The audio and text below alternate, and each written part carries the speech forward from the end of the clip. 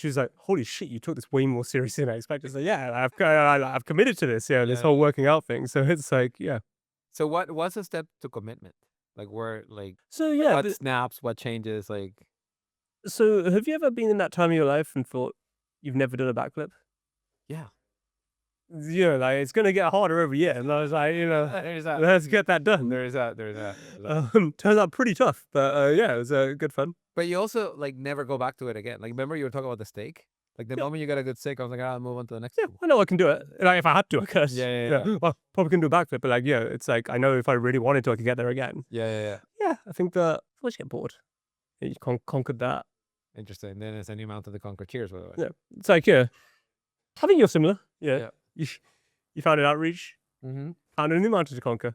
But it was interesting. So when I found that outreach, I just wanted to work on my own terms. Like I didn't know what I wanted to do. Ooh, That I just wanted to like be in on my terms. oh, here's an interesting question then. So like, when you think about your own, like, do you think that actually panned out?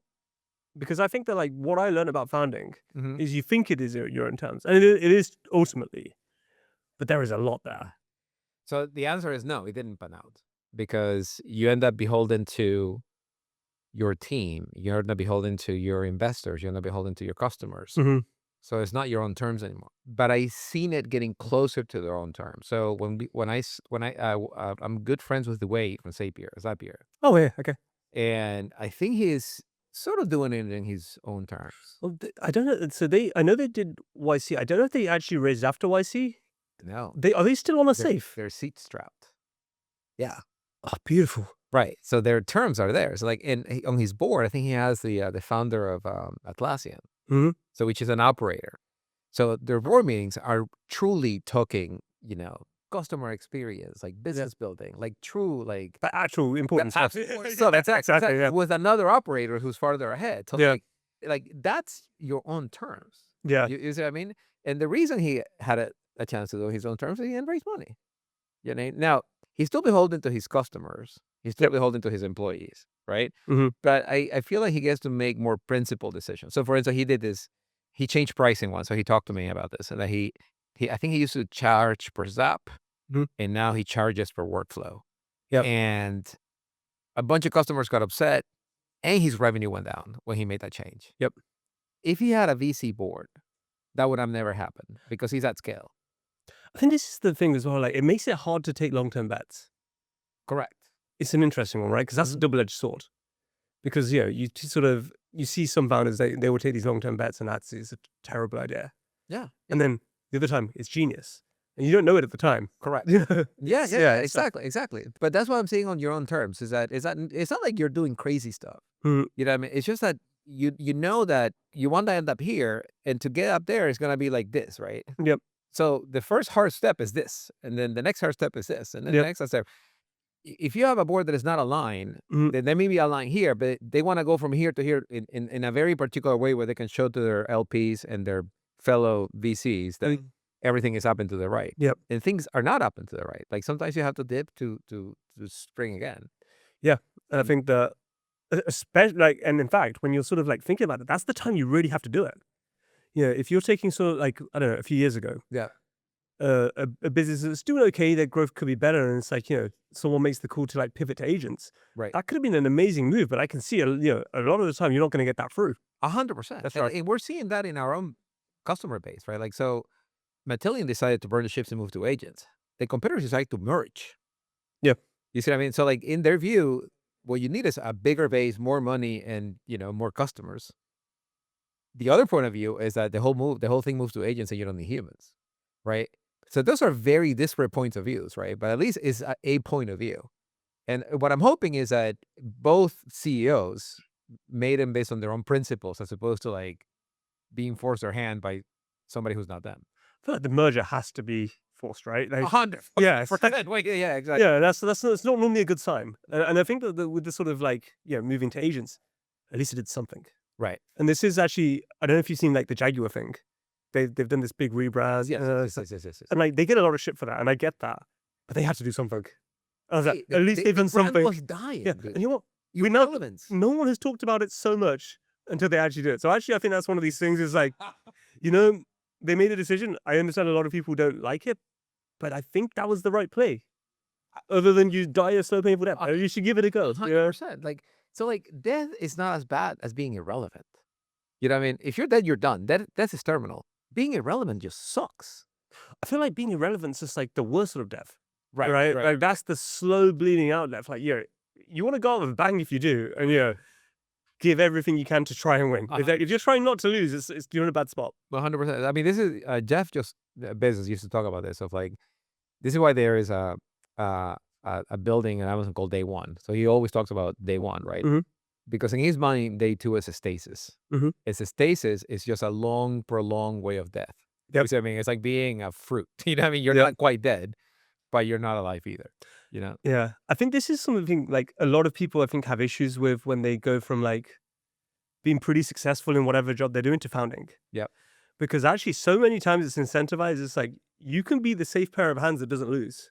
Mm. And that is super value in a org.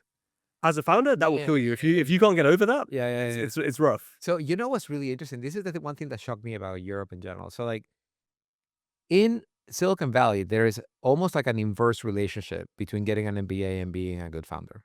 You see Yep. what I mean? So I had to overcome the fact that I went to HBS. You know what I mean? To even be able to like raise money for like a startup, right? Because people immediately saw as a negative signal. Yep. Because you don't take risk. Mhm. Here in Europe, like the where you went to school in the amount of education that you have carries a lot of weight. Oh yeah. You know what I mean? Disproportionate over building something. Mhm. You see what I mean? Yep. And like, I get referrals of like, oh, look at this person or look at this other person, look at they went to school and look at all the great brand names that they have in the resume. And I'm like, that doesn't do anything for being an early stage anything. You know what I mean? Like, It's insane how far you can go having done nothing. yeah, I think that's the other thing as well. Yeah, you can get these and you will sort of do pretty well. 100%. But I think that like you see this sometimes as well. Like that can translate to fooling yourself like founding is for you. Mm. And it is for some people. Yeah, these people are clearly high achievers, but unless they can sort of make that switch, it's really tough. And I think this is like one of the things that happened with my last startup. Me and my co-founder, we really struggled to sort of make that switch. I think that like caused the tension between us as well. However, a big learning experience. Like, I say to like all the devs here, do not mistake when I'm like sort of lining things up with like that we shouldn't take risks. Like we have to take risks, Yeah, otherwise yeah, we die. yeah. A slow death, and that's the sort of worst death. Yeah. Risks of where you can win. Speaking of that, was something you did yesterday that I really liked. So there's a guy called Nassim Taleb. You probably read him. So he wrote Anti-Fragile, and before then he wrote Black Swan. So he's a big writer about how risk comes at the tails, and there it is, and it's pretty skewed. So like if something's gonna blow up, it's gonna blow up once in a very unlikely probability, but it's gonna be massive, right? That's called Black Swan. Anyway, so one of the things that he recommends is that the maker of the decision should be the person who lives with that choice. Yes. And that's also something that Ray Dalio does, which is, he runs a hedge fund. And yesterday, we had a decision to make, and you didn't make the decision. You look at the person who's going to do that decision and say, what do you want to do? Oh yeah. Because you have to write that decision. You have to live with the choices that you make. Yep. And it's your decision to make. I want to say that I don't know if that's conscious or conscious. No, so it's conscious, and I want to say there's something profound there, but actually that's not where it comes from. It comes from like a career of people giving me like things that are not well thought out and saying like go and do this, and then when it doesn't work, you go back to them. I don't know. Yeah. And it's like I don't want to be that guy. Right. I hate that guy. Right. So I think it's like how could I sort of we'll see when actually most of it. I don't have many technical discussions. If I do, it's sort of very tactical. But it's more so like, how do I sort of think about things so everyone can make their own decisions? Because they have to live with it, and it's very well I'm going to do it this way. Right. But I've not thought through the things the same way the person actually doing it is. Right. Yeah. Right. That's very true. So speaking of that, so what's your New Year's resolutions? So backflip 2 years ago, steak last year. What's going on this year? What's 2026? I'm going to be honest. Like my life at this point, the way I think about it is two things. Is like every time I basically have to make a decision, like will this make me a better partner or in future a husband or a better founder? I think that's basically what I'm optimizing for. And I think that when you sort of think about that, sometimes that's tough, by the way. And it's like, it's I need to get this thing done, and like my partner's really mad at me. That's when they sort of clash. But actually, I think a lot of the time it sort of is muscle, huh? Yeah, it's a similar muscle. So I think that it's not very actionable, but I think that's sort of what I'm really thinking about at the moment. terms of like specific New Year's resolutions, I I think I probably will find one just because it'll be interesting to learn a new skill. Mm. Um, but I don't think it's gonna be. I don't think it's gonna be a backflip. I think that's a major commitment. Well, you're reading that book by Keynes, and Oh, that so getting a few pages at a time, that's gonna be hard. yeah, I think that it might be around writing. Ooh. I think that Because it's. you always talk about how you were bad at writing when you were I'm still a kid. pretty bad at writing. I mean, we say bad at writing. I feel like the ideas are there. The process of putting it to paper in a way that's legible for people Mm. are like is not always great. And I don't think it means that I'm bad at it. It's just like I'm very inefficient. Like Okay. I feel like you can write something in a few hours. It would probably take me a day. Mm. But I think the process of that is it's not just like getting it down to paper. It's like clearing my own head and like Yep. when you write something, you're writing like this makes no fucking sense. And that's great because if I figure that out when I'm writing it versus I say it to the team, they're like, this guy's fucking insane. Yeah. So yeah, I Yeah. think that it's very much around using that again. I think that it will make me a better founder in that sense. I agree. Yeah, I agree. but Especially as a leader, because like you're gonna have to write a lot. It's easier to write to communicate. definitely. How about you? For next year, we're finally have the product and the scaffolding to build our go-to-market. And I feel like I always screwed up marketing at outreach. Hmm. And it's been like, when you have your first kid, you look at everything that you did wrong and like how you could have been a better father, but you didn't know any better. Hmm. And like now I'm into my second kid, and like I know so much that I have like a catalog of things that I want to make sure that I did right. So I want to make sure that I did it right, but I also don't oversteer into not doing the things just because I did them wrong before. Yep. So for instance, I mentioned to you that I didn't want to stand up a transactional team that does small deals, Hmm. inside sales, high volume, because, then that became so like the lifeblood of outreach, and I didn't want to do it again. But by not doing that, I also starve the PLG team from taking in more transactions. So I made a decision based on a fear that I had from before. So I'm trying to figure out how to like not let fear from the past stop me, but leverage into what I know to make it bigger. And to me, that's marketing. Like I want to build the best marketing engine in the planet, period. Yeah, So that's pretty cool. When you sort of think about stuff that you took from outreach and then applied here, the marketing is sort of like one of them. Do you find that you worry about sort of like how that steers you as well? Because I'm assuming that it's a little bit like the thing that we were talking about in like the taking risks, right? You don't know whether you're sort of like using that experience well yeah, yeah, and like until you have the benefit of hindsight. yeah. Do you have like a way to think about that? So it's like, okay, I'm worried. Great example, actually. I remember when we sort of started hiring a few devs, I was pretty big on everyone getting a corporate card. I know you weren't the biggest fan of this idea because, like there was some issues with this sort of like outreach maybe. And we essentially went with we'll Yeah. give everyone a card and see what happens. I think that's like a really good one where you sort of saw something, you're like, actually maybe it's not, and we'll wait for it to become a problem. Do you Yeah. there's sort of any more of those? Because I think that's a really interesting one. I think a lot of them are unconscious. Yeah, I think so. You know what I mean? For instance, like there is a lot of like role types that we haven't hired here that I hired in the past. Mhm. And I have made mistake hiring them, but I always thought they were necessary. Like Yeah. for instance, we don't have product management here. You see what I mean? How do you feel about that one now? So I think that we've been pretty strong on that. I still feel pretty strong about it, but it's not always easy.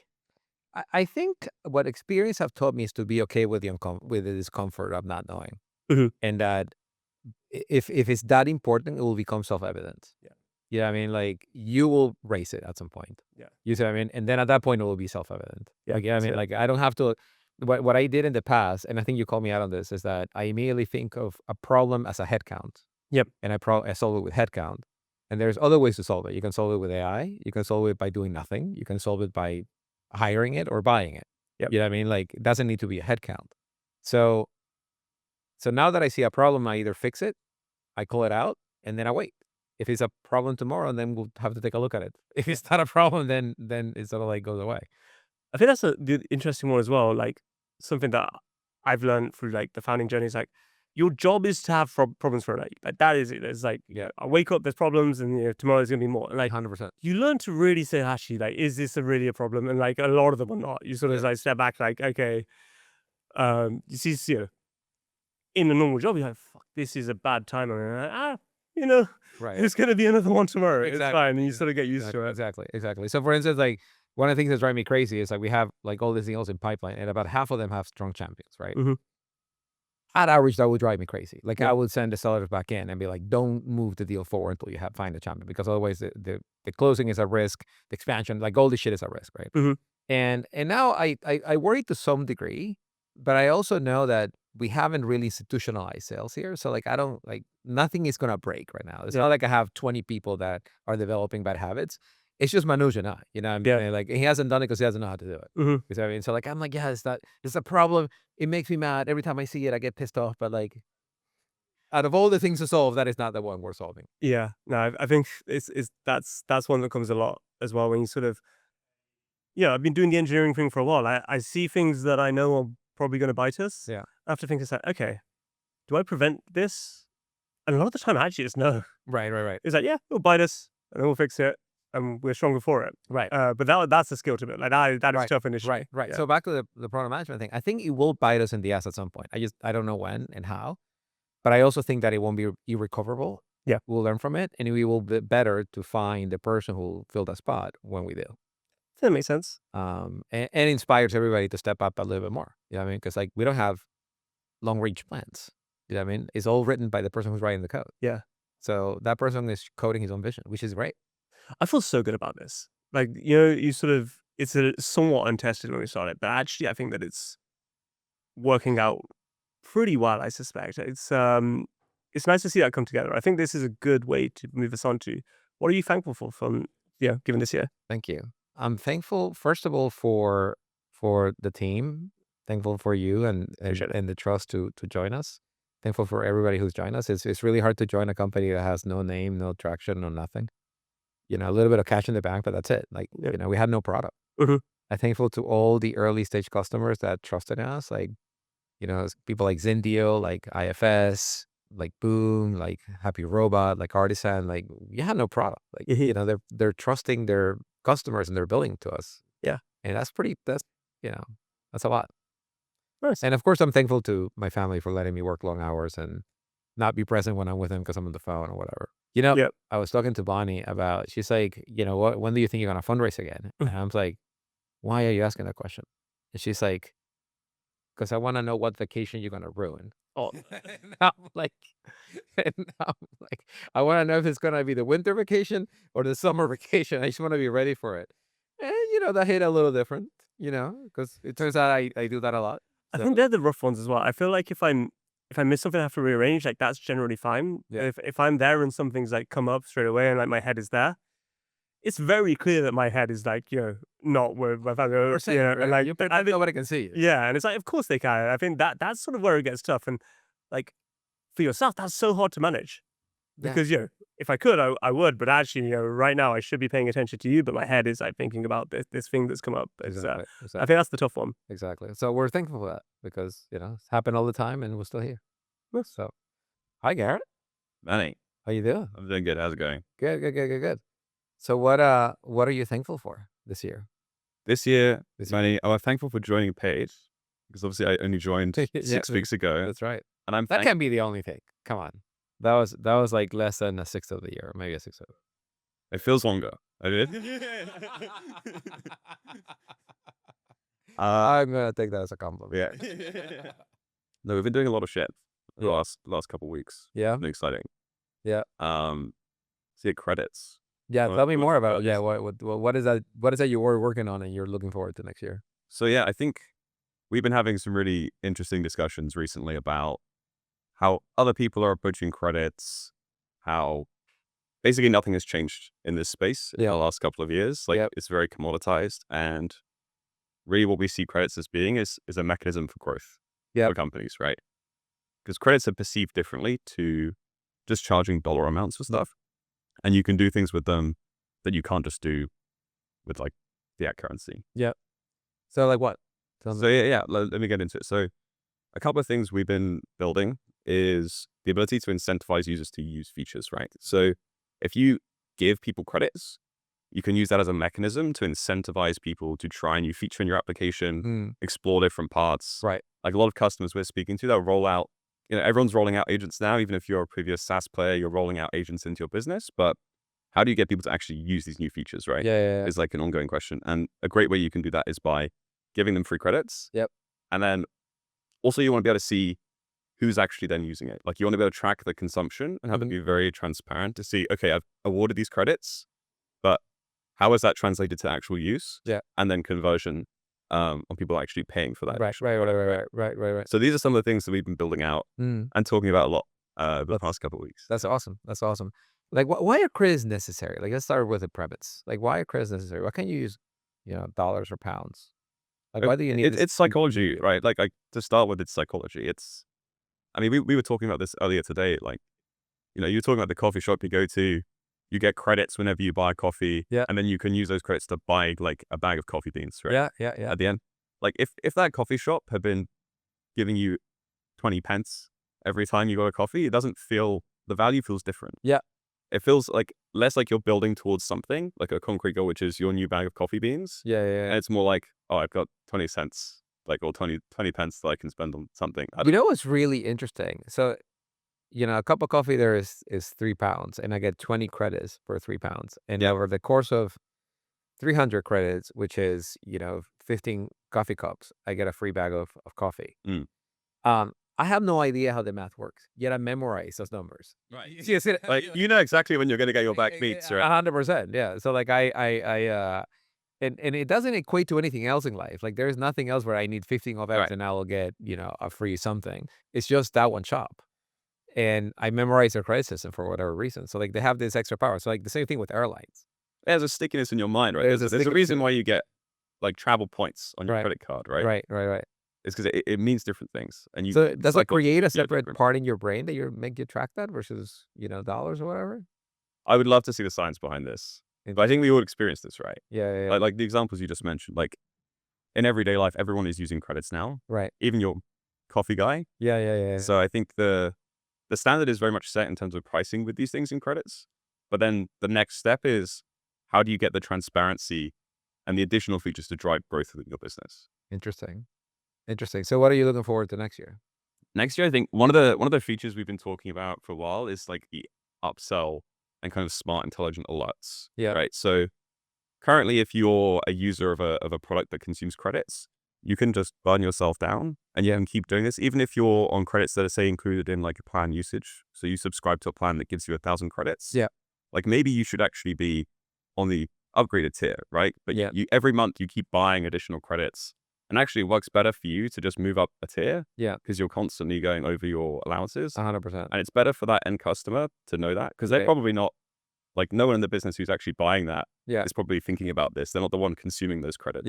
Yeah. And two, it's better for the company who's providing that service because they get the stickier ARR and they're not constantly like issuing you like one-off bundles of credits, right? You remember that email that we got from Adavan? That was great. One of the ones that is still with me is that if you're a power user and you're burning through credits, the marginal utility of each individual credit actually goes down as your consumption goes up. You see what I mean? Because you're not burning one credit, you're burning 1,000. Yeah, burning 10,000 a day. You're burning 10,000 a day to get that one big thing that you're doing done, right? Like, so you don't care about the one credit, you care about this 10,000 credits. So you want to put you want to put those people into like different power laws of like consumption. Right. You see what I mean? Because the appreciation of the marginal utility is completely different than a newbie that just came in and started using the credits. That didn't even occur to me. Right. As a thing that I have to think about. You know what I mean? Like I'm like, a credit is a credit, who cares? But in this world of power laws, and now power laws are everywhere, right? Like they're in social media, they're like you can see like the winners go from 0 to 100 in like 5 hours, right? And like the losers take the whole 5 years to get there. The power laws are so like obvious and present everywhere. So I don't think that the systems of the past 10 years have been built for this like new appearances of power laws everywhere they are. Yeah, I think the current system of credits is very much based around the pre-AI kind of consumption, which is you have like a database or some API-based service that you want to charge for. Right. It's an infinitesimally small number. It makes more sense to charge in credits, and then people visualize it better. Right. And it's tied to a hardware constraint. Right. It's a much more reduced version of the problem. Right. You're just abstracting away some of the nuances there. Whereas here it's like, if you're charging for an agent, it may take 10 different actions that you want to charge differently. That ultimately results in an outcome that you may want to charge separately as well. Right. So it's a completely different kettle of fish. Like, 100%, 100%. It's really interesting. So one of my early jobs was to price S3 right, before it came out. So AWS. right? So like, and like the job was to like go from a curve that kind of looked like this. So you buy the database, and then like the value of the database goes down, goes down, goes down, goes down, goes down, because of the price per bit gets both depreciated, but like new things come out that makes that price per bit go down, and then you expand again, and then it goes down and down. So you have this jagged seesaw of expand.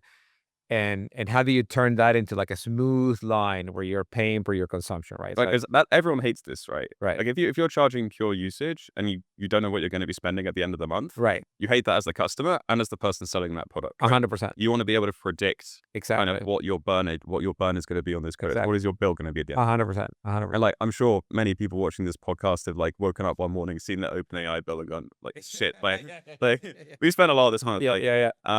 And so I think this is also something we're taking into account, right? One of the features we want to be providing, not just to our customers, but the customers of our customers, is to be able to see like a prediction of, or at least based on our calculation, what is their total bill going to be based on their current usage and consumption patterns. Yeah. Because this takes away like a lot of the psychological uncertainty around one, moving to full usage-based pricing, which can actually be more profitable for everyone. And kind of reduces any kind of anxiety around like, what is my bill going to look like? And am I going to be making less money as the person offering a product, which is, as we see, often the opposite case. Right. And especially when we think about people moving from like seat-based like pricing models where they're already seeing shrinkage, like we can encourage them on that path to go to usage without this like psychological headache of, am I going to be making less money if I switch to usage and all these things? Yeah. You know what's really interesting is that I always get this pushback whenever we talk about usage base, that people don't like this unlimited use, right? That people don't want to be surprised with the bill, and that people want predictability. And I think that predictability is one of the things that they want, but more importantly, they want transparency. Right. You see what I mean? And they want to know why, right? So like if you happen to be using something a lot, and that's about to blow your credit bundle or whatever bucket you created, it's not like you want to stop it, but you want to be alerted that this is about to happen. You see what I mean? And then you want to understand why.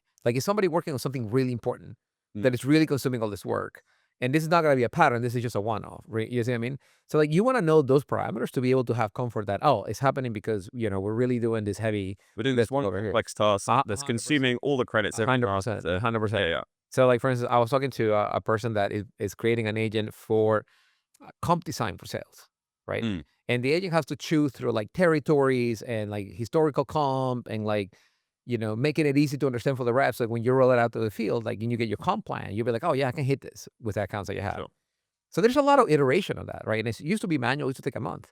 So now an agent does it in a couple hours, but it consumes a shit ton of tokens. Yeah. Right. But you're only going to do it at the beginning of the year. You see, you don't redo your comp design 4 times a year or every month. You do it once and it's heavy. You see what I mean? But then you don't do it again. Set and forget. 100%. Reporter. 100%. And then you tweak it and you add and remove things, whatever.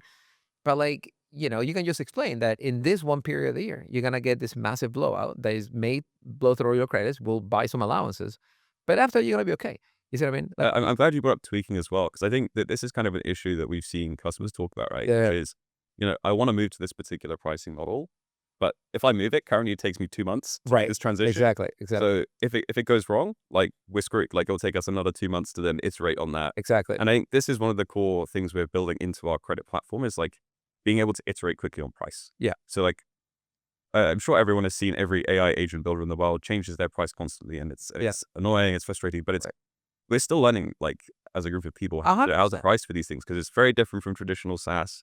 It's a completely new thing. And these are the abilities we want to give our customers is how can you actually tweak your pricing and fine tune it to your use case. Like if you're rolling out an agent in a particular domain, you may want to price that completely differently to someone who's rolling out an agent in a completely different domain to you, right? 100%. And you want to be able to have cohorts of different prices, see how they behave, and like see if there is more upsell or downsells or downgrades or upgrades. Like those are all in as part of the study, and you wouldn't know until you try. Yeah. Awesome. I appreciate you having you here. Thank you for being with the team, and I'm thankful for the work you're doing in credits. Awesome. All right, man. Cheers. How you been? Yeah, pretty damn good. Yeah, How busy. so let's talk about what are you thankful for in the last year?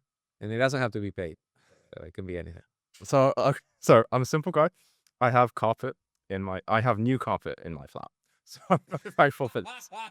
Changed my life. You're happy ones, never looking back to pre-carpet flat. What pay related are you Paid thankful for? related.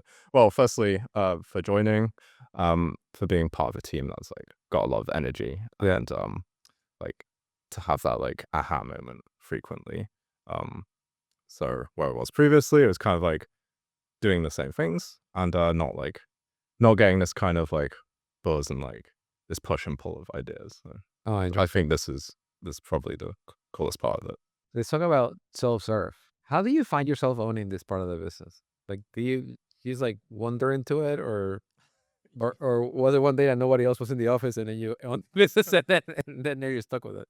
So for those in the audience, so we have two parts of the business: the one that we sell to, if you being approached by Manoj or I or Jason, and the other one where you just come to the website, it's completely product led, and you rock and roll. You come in and you serve yourself. Yeah, I think we talk about Asian builders, but then Asian builders aren't just small startups, people newly started. It's also companies that are going into like a new space that they've never explored before. Correct. And they're Asian builders too. And they may also just want to dip their toes into something, get started quickly, start getting the ability to iterate on their agent, regardless of their size. So I think we're really targeting like potentially quite a lot. Yeah. So how do you get so lucky to own that part of the business? So I wanted 10. Do you raise your hand, or was it something that you just got a piece of the work and you did it and it was like, oh, I think I can rock this?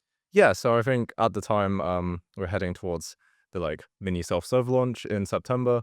Yeah. And needed hands on board. I arrive and I'm like, right, what can we do to like make this launch happen in the next like 3 weeks, right? So I think that was the beginning, and then I started to think about what does self-serve mean and like how do we bring this forwards. Interesting. And then you had the first customer, right? Full customer. Yes, I think it's Rainforest. Oh, okay. Because I think Rainforest did more self-serve. Rainforest like required no hand holding. Yeah, they like we got. So they are the first. I think they're the first self-serve customer. They came, they paid through paid for paid. They paid us a card payment. They did signal sending themselves. They had their principal engineer on it, and he just got to work, looked at our documentation, looked at our API docs, and he did it. There's a bit of confusion about orders, but like it was self-serve. Oh wow! So that was clean self-serve. That was clean self-serve. And when I saw that, I was like, nice. This is amazing. Okay. I didn't even expect that. All right. Yeah. All right. So how do you get from like not having self-serve to that event? Well, I think in this case with Signals, it's leaning heavily on what Stoyan and core engineering are doing. Like we're paid auto instrument. Yeah. Do all these changes for them. And then turns out actually, we could do this in like even fewer lines of code, right? So with auto instrument, I think that's probably the key factor there. Rainforest are using Python, and Python is where we've done this like this innovation, right? That's now bleeding through into a lot of SDKs, into Node and everything. Got it. So now that you have one through the pipes, self-serve, what are you looking forward to next year? So I think what I'm looking forward to initially is getting them self-serving the rest of the product as well.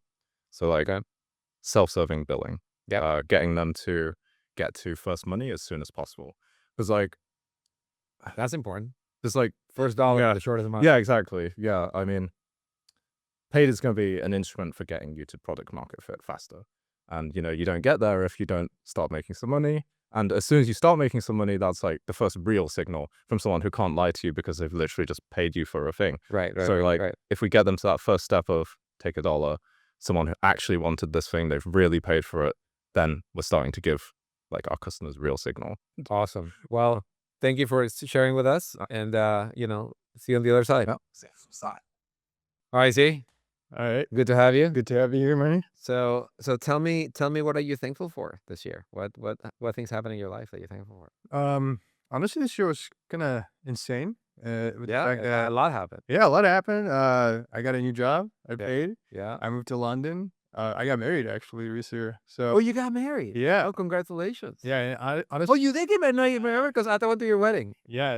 It was I thought it was at my wedding, so it was pretty fun. Super stoked and excited to see how the next year is gonna play out. Okay. Okay. So a lot of things to be thankful for this year. Yep.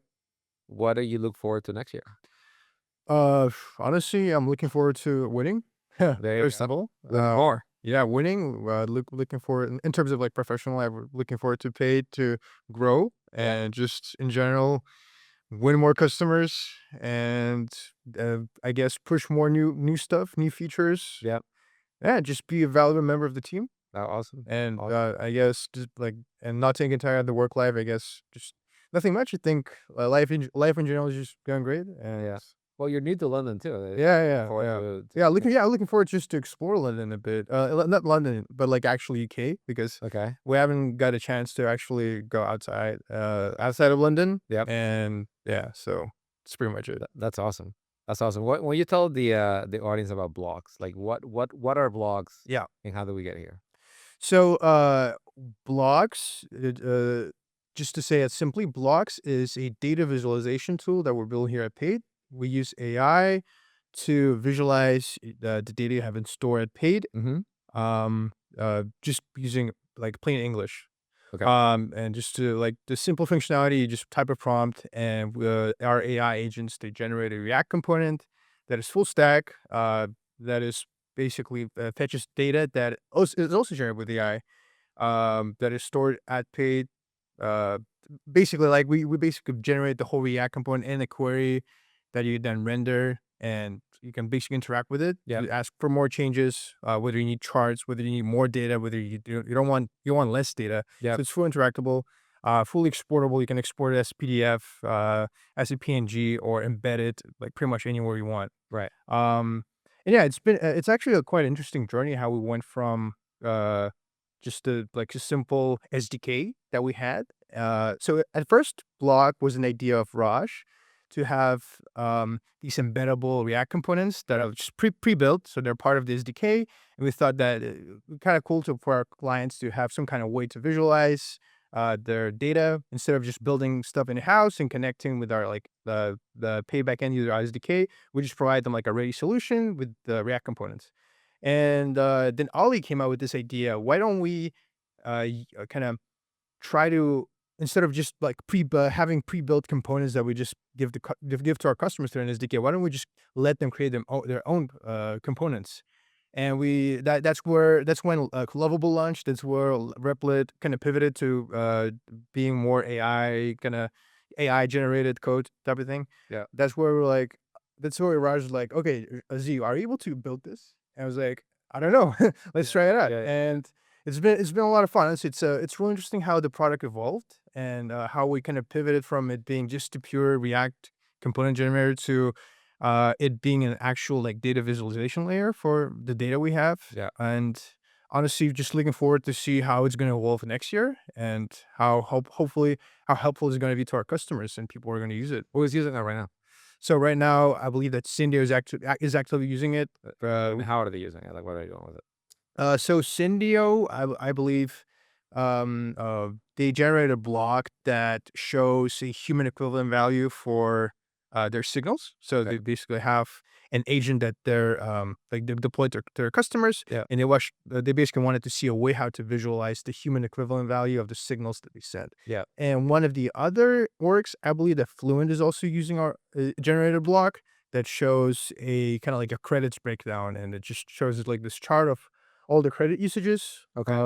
over a whole period of time. And also blocks allow basically like this filterable like options. You can generate like a block that shows everything, and then you can just filter by customers or date by agents. That's pretty useful.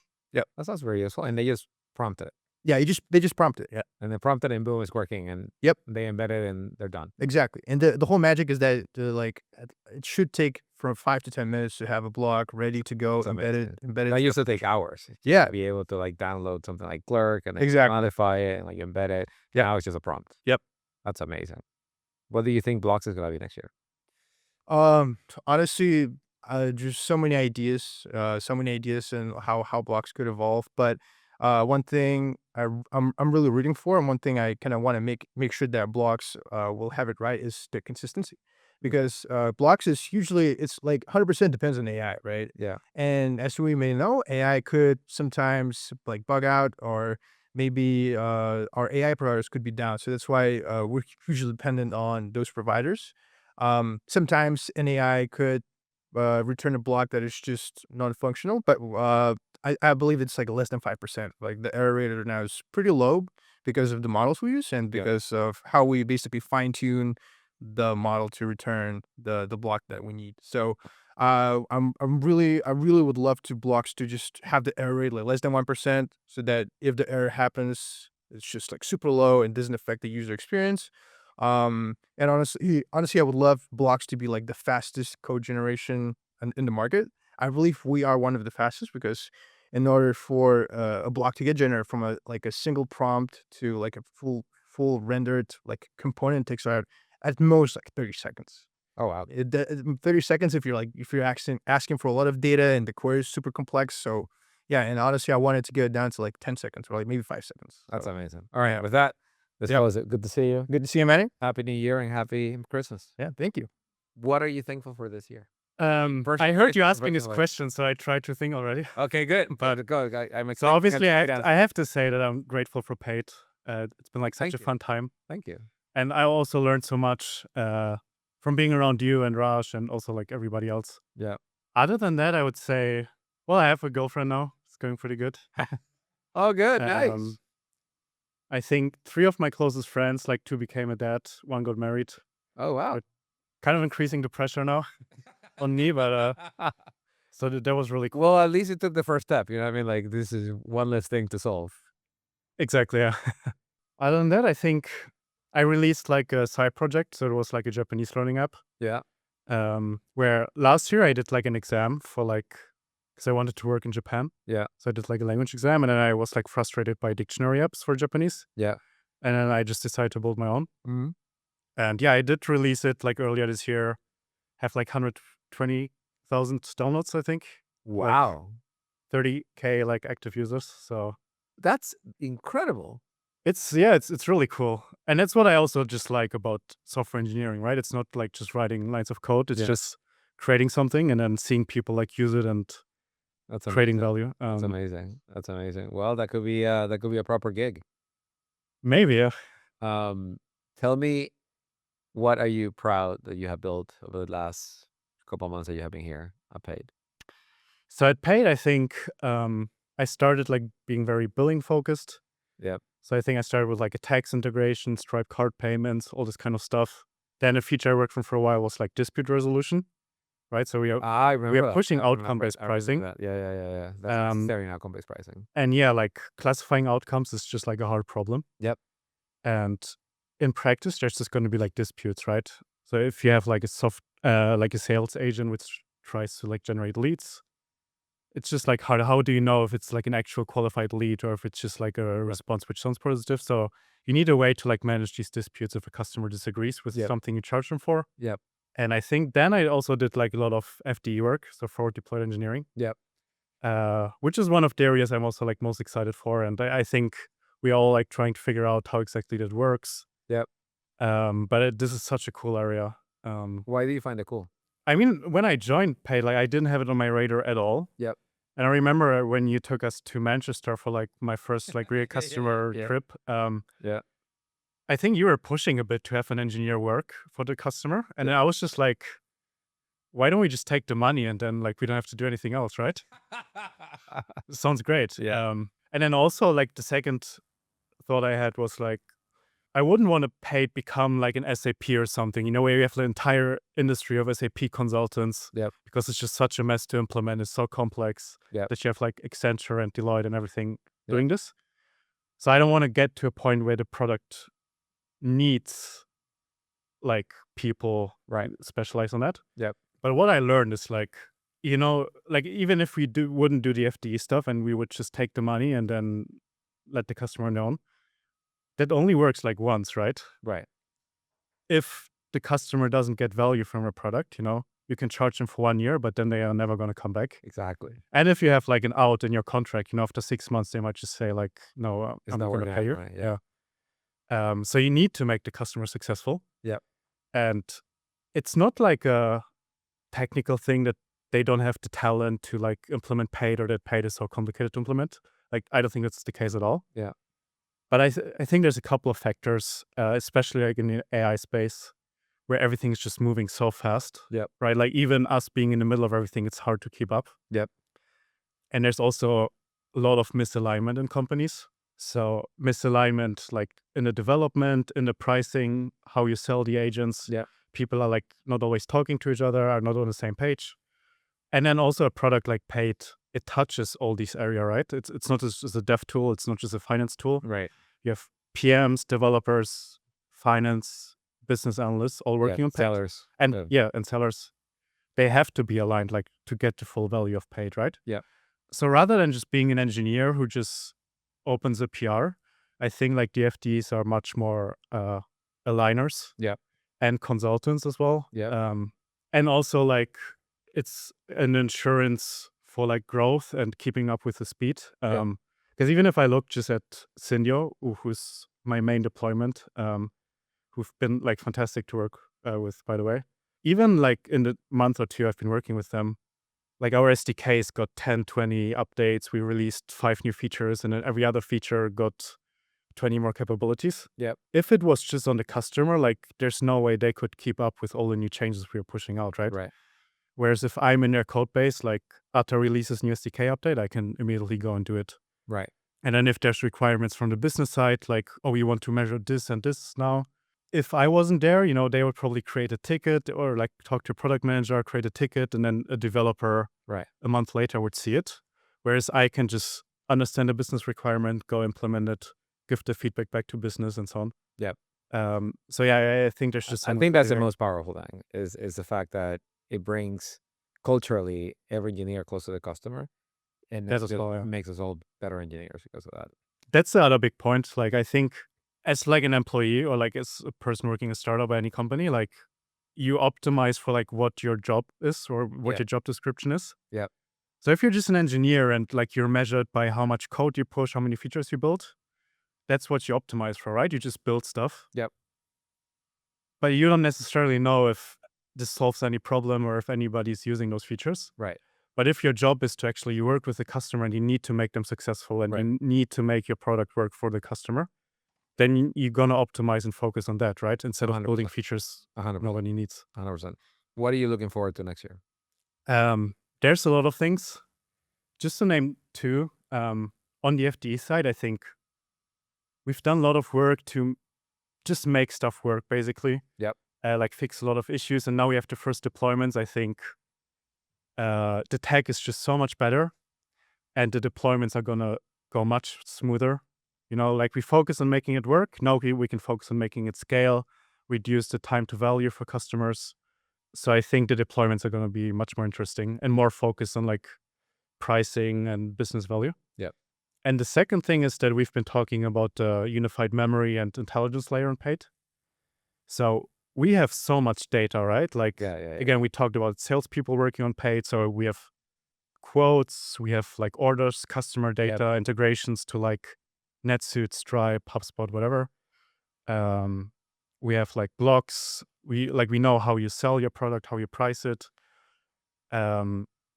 We can really use this data plus like a memory layer for like how orgs and users specifically are using Paid. Yep. And use all this to have like some background agents as well. And they could do like proactive stuff and do things like, oh, your pricing for this agent is 20% below like market rate. You should consider increasing it. Or like your margins for these customers are negative or extremely low. You should consider like custom pricing, and this is how it could look like. Yep. So there's just so much cool stuff we can do there. 100%. Well, thank you for joining us. And yeah, thanks for having me. A happy holiday and a good new year. Thanks, you too. Well, thank you for joining us. Thank you for inviting me. It's been a long journey. Yeah, exactly. So tell me, what are you thankful for this year? Well, a lot of things. Yep. Namely, I'm thankful that I'm healthy, I'm alive. Yeah. Secondly, brand new opportunity. That's Yes. great. I'm thankful for Yes. that. And I'm also I'm thankful. thankful that you were supposed to join Sierra and we talked you out of it. Yeah, and I'm also thankful that I'm ending the year on a good note Yeah. because I've got a lot of stuff I'm pumped up about Yeah. starting next year. So it's always You're a good to- UK citizen? Yeah, I'm a Congrats. UK citizen. Forgot Congrats. to mention that. I want to thank the king. Personally. As you should. Yeah. Every passport comes with a photo of the king that you have to hang in your wall, Yeah. right? Yeah. I mean, the council said they invited him, but he just had another. He had another So- appointment. I'm sure he would have come if I just booked earlier, but yeah. Yeah. Yeah. What else? Yeah, keep going. Yeah, I mean, it's always good when you kind of like end the year on a good note. Yeah. Because I do believe that like it gives you the really like the boost for the beginning of next year. Because I've ended the year on a shitty note before. It doesn't feel good to start a new year. So Yeah. I feel pretty good. Like That's that's what I'm thankful about. And yeah, That's awesome. What are you looking forward to next year? I think we have a lot of ground to cover. Yeah. And it's something really exciting as especially on self-serve, but also on the SaaS part. Yeah. How we are gonna basically be building the layer of telemetry to pricing. Yep. So this is something that I think about this all the time, but what we're doing is essentially we're saying that we're building a billing layer that is not always dev dependent. Because I've done like software before when you have to price it. Yep.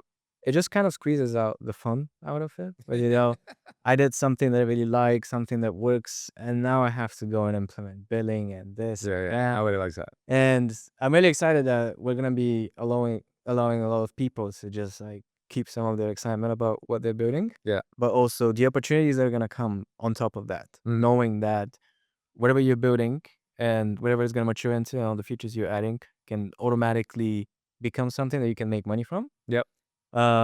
I'm really bullish to see also what our customers that are gonna come to, what are they gonna build and what are we gonna unlock for them Mm. in terms of the way I see it, like a really good engineer and a really good businessman. Even if it's a two-person startup, like what are they gonna cook up when Yeah. we allow them to kind of like scale that easily on the billing front? That's awesome. So there's a lot of anticipation about what's gonna happen on top of paid. Yeah. It's something that I'm really excited to see. What about the personal front? What are you excited in your own personal life? So on the personal front, so me and my girlfriend are going to a vacation in Miami sometime Nice. in like next year. Like A little Cuban flavor. I like. yeah, I love the Cuban sandwiches. Like to be honest, 50% is I love the Cuban sandwiches. The other 50% is she wants to see Pitbull live. Okay. It's So both great things. So 50 They go great 50 makes together. 100, Yeah, there you go. Yeah. I don't know when it's gonna be. But I'm quite excited for that.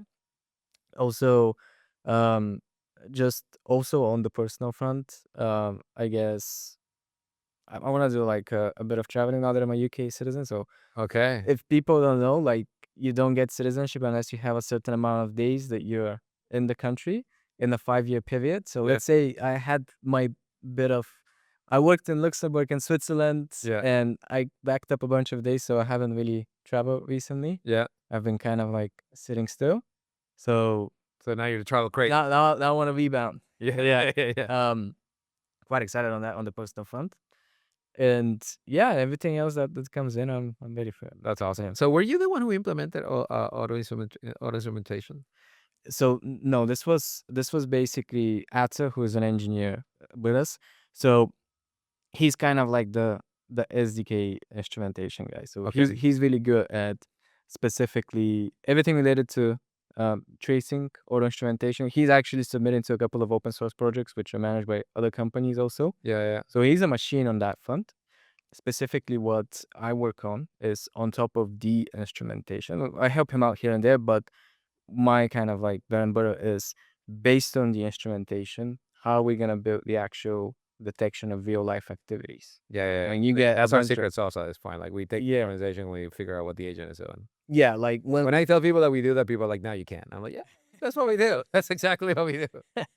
yeah, when we get this data in, how like Daniel talked a bit about like memory and everything. Like if we look at like this pure telemetry. Like, how do we figure out like what actually happened? Yeah. And how do we do it in a smart way? Because we don't wanna be like reading line by line or anything. Like, how do we estimate an outcome? How do we estimate an activity? And how do we do this like ad infinitum so that new stuff starts coming in and Yep. we get even smarter? I think that's actually our superpower, but for two reasons. One is that, we're getting to a point that you can instrument the agent once and be done with it. And then we'll figure, every time you make a change, we'll pick it up and you don't have to re-instrument anything. Like you can just move on with your life. And two is the ability to like tell what the agent does after the fact, which it's kind of like interpreting what happened into a crime scene after seeing a dead body. You know what I mean? I'm sure there's a better analogy for it.